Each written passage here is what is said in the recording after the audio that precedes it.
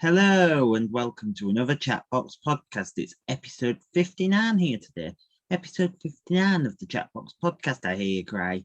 How are you doing? Right, let's crack on. As you know, each week I have a guest to talk about their career or their job. So let's crack on with this week's guest. It's musician Andrew Thomas. Hello, Andrew. Hello, how are you? I'm fine, thank you. How are you? Welcome along. Thank you very much for having me. Brilliant. 5 questions about your music career, if that's okay. Yeah, can't wait. That's good. You ready to rumble in the jungle? Yeah, let's do it. Let's hit right off the bat straight away with baseball, like we do in baseball. Where did you start your music career in music? So I started playing guitar when I was at school, just before my 15th birthday. I then went to Hull College down at the old Riley Centre, where I did performing arts and I learned to sing. And it basically evolved from that. Once I could sing, I ended up playing in covers bands and being in and around the city of Hull and the surrounding areas and places like that. And my music career has just evolved from there into now writing and production and things like that. Brilliant. That's brilliant. Question 2. We're going to get through this very quickly today. Who are your early inspirations in music, in the music industry? So growing up as a kid, I was born in 83. So growing up in like the 90s, my early influences were kind of Nirvana, Green Day, a lot of that grunge stuff, Pearl Jam, Therapy. I was really fortunate to have a dad who was a record collector and a DJ. So when I was a young kid, I had all the music that charted in the British charts available to me. So my evenings were sat in front of a record player, listening to as much music as I possibly could. So I've got a wide range of influences from 90s Britpop kind of things, just to general pop music. As a youngster, I liked, Take That, Spice Girls, all the kind of pop stuff as well. So it's quite diverse, but thanks to my dad, really. Brilliant. That's a great way to start your career. Very fortunate. Question 3.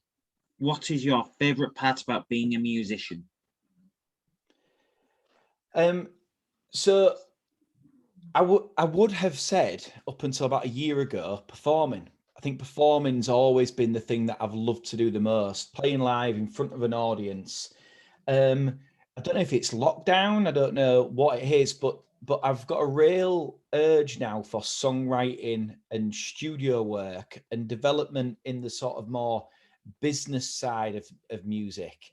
And that's something I'm looking to try and get into a bit more of. So I still love performing. I've been playing at Hull Minster this weekend as part of the beer festival.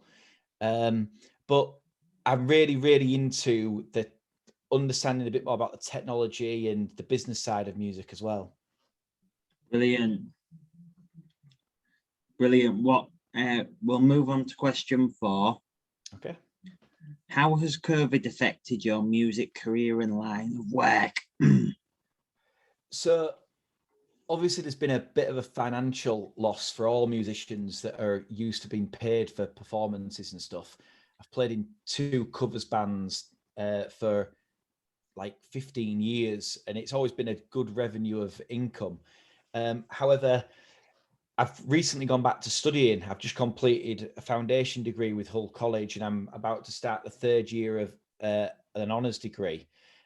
So during this time with COVID, I've actually been able to focus up on studying, learning, developing other skills.